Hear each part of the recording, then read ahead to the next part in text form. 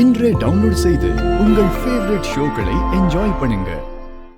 இங்க ஒண்டியா தனியா நின்னு என்ன யோசனை பண்ணிட்டு இருக்க? பாத்திரம் நிறைய சேர்ந்துருச்சுமா, அதான் எல்லாத்தையும் விலக்கி கழுவி வச்சேன். எப்பவுமே ஏதாவது ஒரு வேலை செஞ்சுக்கிட்டே இருக்க கூடாது. அங்க எல்லாரும் நோம்ப கொண்டாடிக்கிட்டு இருக்காங்க, நீங்க தனியா வேலை பாத்துக்கிட்டு இருக்க. இல்லம்மா, இந்த வேலைய செய்யாம விட்டா அப்புறம் பாத்திரம் நிறைய சேர்ந்துரும், அதான். இப்ப வேலை முடிஞ்சிருச்சுல, என் கூட வா. இல்லம்மா, நீங்க போங்க, நான் இங்கே இருக்கேன். நான் எதுக்குமா அங்கெல்லாம்? என்ன மகா இப்படி சொல்லிட்ட?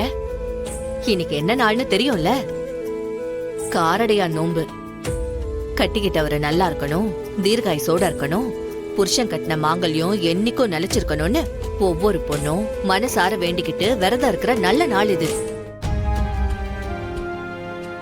மாங்கல்யத்து பொண்ணுங்க எல்லாரும் இந்த நோம்ப விசேஷமா கொண்டாடணும். அதுவும் குறிப்பா இன்னைக்கு உன் புருஷனோட இருந்து இந்த நோம்ப நீ கொண்டாடி இருக்கணும். சரி, அந்த பையன் ஏதோ வெளியூருக்கு வேலை விஷயமா போயிருக்காரு, பரவாயில்ல. ஆனா அப்ப கூட அந்த தம்பிய நினைச்சு நீ இந்த சடங்கு செய்யலாம். வா. இல்லம்மா, நான் வரல. உனக்கு இந்த பண்டிகை எவ்வளவு முக்கியம்னு தெரியலன்னு நினைக்கிறேன். இத பாரு, நான் சொல்றத கேளு. கர்வா உன்ன மாதிரியே ஒரு சாதாரண பொண்ணுதான்.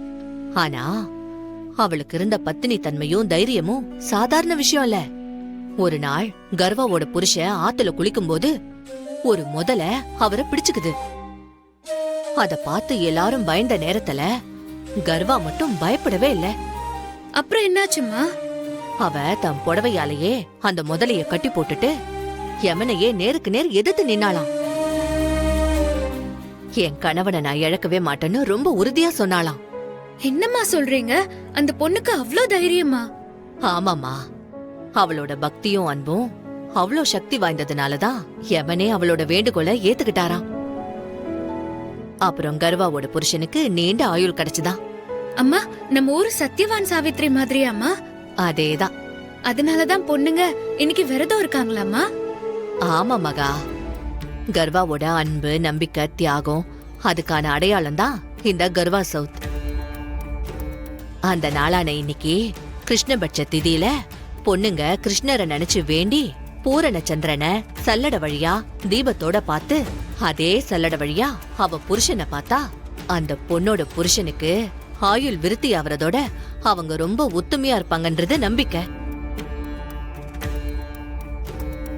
நீ புதுசா கல்யாணம் ஆனவ தானே, அதனால கண்டிப்பா நீ இத செஞ்சே ஆகணும்.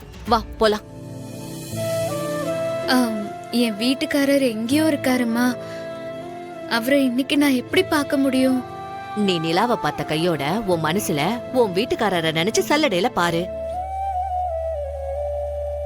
கண்டிப்பா நீ அவரை விரும்புறது உண்மையா இருந்தா உன் வீட்டுக்காரர் எங்க இருந்தாலும் உன் மனக்கண்ணுல தெரிவாரு. அதுதான் ஐதீகம்.